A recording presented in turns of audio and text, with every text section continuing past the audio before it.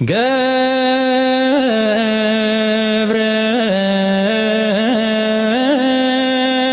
መንፈስ ቅዱስ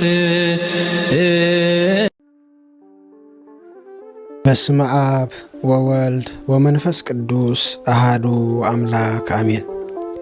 ከም ኒቆዲሞስ ግበረኒ ትሕቲለ ክመሃር ብሌሊት አንጊኸ ናብ ቤትካ ክነቅል ምስተውዓልካን ጥበብካን መታን ክመልአኒ ከም ኒቆዲሞስ ትሑት አቦ ኣብ ለይተይ አንቃሐኒ። ከም ኒቆዲሞስ ግበረኒ ተማሂሩ ዝፈረየ ምስ ሃብቱን ፍልጠቱን ትሕትና ዝሓረየ ሃብትን ፍልጠትን ናይ ዝዓለም ሓላፊ ምዃኑ ዝተገንዘበ ለይቲ ነቂሑ ዘይበርስ ሃፍቲ ሰማያዊ ፍልጠት ዝደለበ ከም ኒቆዲሞስ ግበረኒ። ትዕቢት ካብ ልበይ ከወግድ ኣብ እግሪ መምህር ኮይነ ክመሃር መንፈሰይ ከዕንብብ ብለይቲ አንቃሐኒ ሰማያዊ ምስጢር ክግለጸለይ ከም መራሕቲ ኣይሁድ ከይከውንሲ ልቦና ሱኽዓለይ።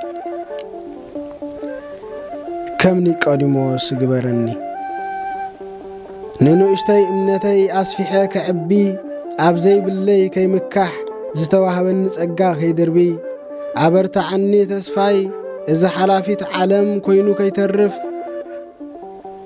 ፍትወት ስጋይ ከይገዝአኒ እሞ ተዓንቂፈ ከይወድቕ ከም ኒቆዲሞስ ግበረኒ።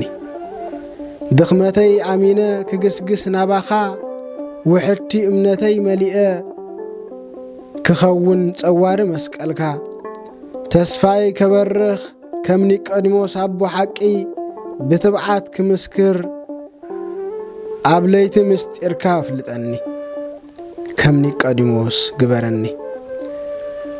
ምስጢር ግለጸለይ ምስጢረ ጥምቀት ኣዕሚቐ ክርዳእ ምስጢሩ ናይ ዝኣፍ ደገ ናይ ድሕነት ኣሰር ኣቦታተይ ክኽተል ከየጥፍእ መንፈሳዊ ልደተይ ካብ ስጋ ምውላድ ኮንቱ ምዃኑ ኣሚነ ነዚ ሃብቲ ድሕነት ክሕልፎ ንዝመጽእ ወለዶይ ከም ኒቆዲሞስ ግበረኒ። ምስጢረ ተዋህዶ ግለጸለይ ወልድ ዋህድ እንዳበልኩ ብስምካ ከልዕሎ መስቀለይ መልሲ ክኾነኒ ንወለዶ ኣርዮስ ልዮን ንስጥሮስ ብተዋህዶ ዝኸበረ ክርስቶስ እናበልኩ ንስምካ ክሰብኽ እቲ ካብ ሰማይ ዝወረደ ናብ ሰማይ እውን ዝዓረገ ወልደ ኣብ ክርስቶስ ብፍጹም ተዋህዶ ምስጢረ ዝሕነት ፈጸመ ከም ኒቆዲሞስ ግበረኒ።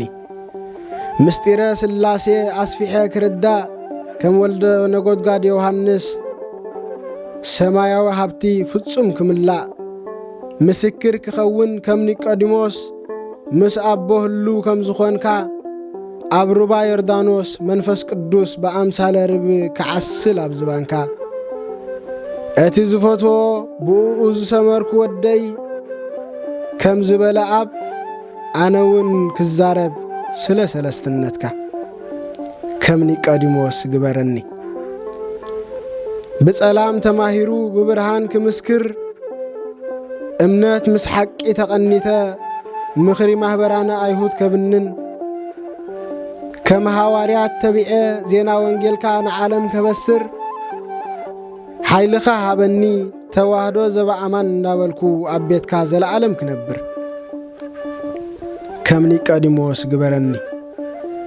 ፍረ ናይ ለይቲ ትምህርቱ ኣብ ቀራንዮ ጎልጎታ ክሳተፍ በረኻ ስቕለቱ ፍጹም ተቢዑ ንክርስቶስ ካብ ዕፀ መስቀል ከውርዶ ምስ ጲላጦስ መጊቱ ንመድሃኒ ዓለም ናብ ሓድሽ መቃብር ወሰዶ ክርስቶስ በኹሪ ትንሣኤ ከም ዝኸውን ፍጹም ስለ ዝኣመነ ዘይ ከም ልማድ ኣይሁድ ናብ ሓድሽ መቃብር ክቐብሮ ወሰነ። ወስብሃት ለእግዚአብሔር ልዑል ወለወላዲቱ ድንግል ወለመስቀሉ ክቡር አሜን።